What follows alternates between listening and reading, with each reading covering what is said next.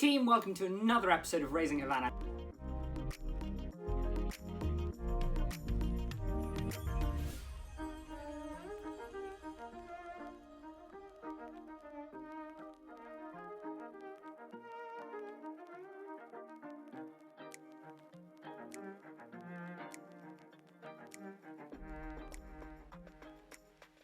So, top 2 goals for today: continue practicing nose work in different places and do some boundary training. And we managed to accomplish both of them with some really interesting caveats. So we'll start off with the boundary training. Now, weirdly, Havana seems to be better at boundary training out and about than she seems to be in the garden, which is fantastic for me, just a little bit annoying. So we took the boundary out to a local play park, and what we did is I popped it on the zip wire because I thought it's a little bit elevated, it's a little bit different, and we practiced settling on that boundary. And I was really impressed with her here. She maintained the down position a majority of the time. I was able to walk away from her and walk towards her. There was also a dog in the background at one stage that walked past, off in the far background anyway. And overall, she just maintained the position, which for a dog of her age is really impressive. Keep in mind that the environment that we're in has meant fun and chasing and sniffing and a lot of movement-based activity. So the fact that she was able to just hang out there and relax, just chill on that boundary was fantastic. I'm over the moon with it. And it shows that she's such a smart dog. She's like a sponge when it comes to learning, that every little thing that I do with her will eventually build up its foundations, isn't it? It's the building blocks of a ideal dog and the ideal dog that I want.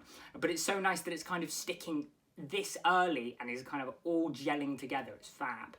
So then we did some nose work. So we practiced some little tracks, and this first one I'm going to show you really interested me. So I put it down, I lured her away, and she really struggled to work it out to start with.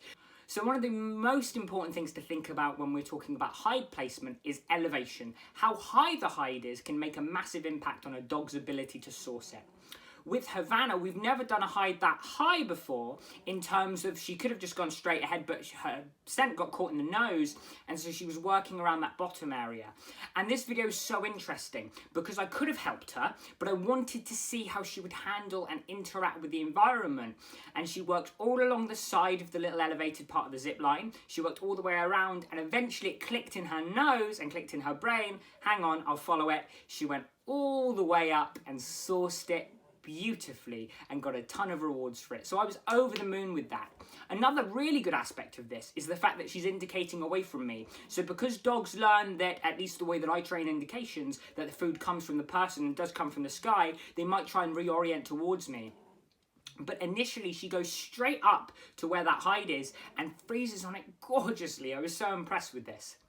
We then did a little bit of just basic indication work on that elevated area where she knew I put the coin out, just some little searches.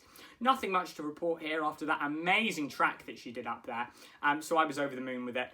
From there, we also did another little track which she smashed a lot easier. It was a lot simpler for her because it was just retreading old ground. And we did a couple of little searches as well in that area. The bit I want to talk to you about the most, though, in terms of nose work, was the coin indication exercise that we did.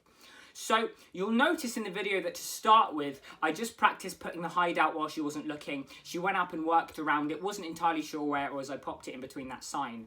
Then something interesting happened. A group of teenage boys started walking down the pathway, and I realised we'd never done indication work that close to someone. So you'll see I switch, I show her where the coin is, I pop it down. We start doing some indication work, and something amazing happens. She disengages from the coin to look at them, which is absolutely fine. I don't want her indicating if she's uncomfortable. She watches them, she processes them, and then bingo, she re-indicates, and she stays indicating for the entire time. These teenage boys walk past, they're talking to her, they're talking to me, I'm not entirely sure what they were saying, but she maintains the focus of the indication. And this is huge because for Havana, people were a real big fear-based thing. They were really scary, and the fact that she was able to just disengage from them and refocus on the article, one, is great for nose work, but two, is so good for her confidence. I'm so pleased that she made such a good decision. And if she hadn't decided to indicate and moved away to come and hang out with me, that was absolutely fine too, but it was really good. I also want to show you a really short snippet of her getting used to some noises in the environment. So as I said, Havana's a little bit nervous, and there were a bunch of people doing construction work on one of the houses near me. So what I wanted to do was expose her to it, and I wanted to show that on this video. So I'll let it play for a second and then I'll talk. So you'll see here that a lot of what I do with Havana is just letting her observe and focus and lead the way. I don't want her to think that we have to do any specific type of training, but when she shows me something, when she says I'm going to sit down, I'm going to look at you or disengage, I reward that. You'll also see towards the end of this video that she actually tries to say hi to one of the men in high vis. Now, dogs can become really stressed by people in high vis because it looks quite strange to them, but the fact that she wandered up to go sniff him and say hi was really, really good.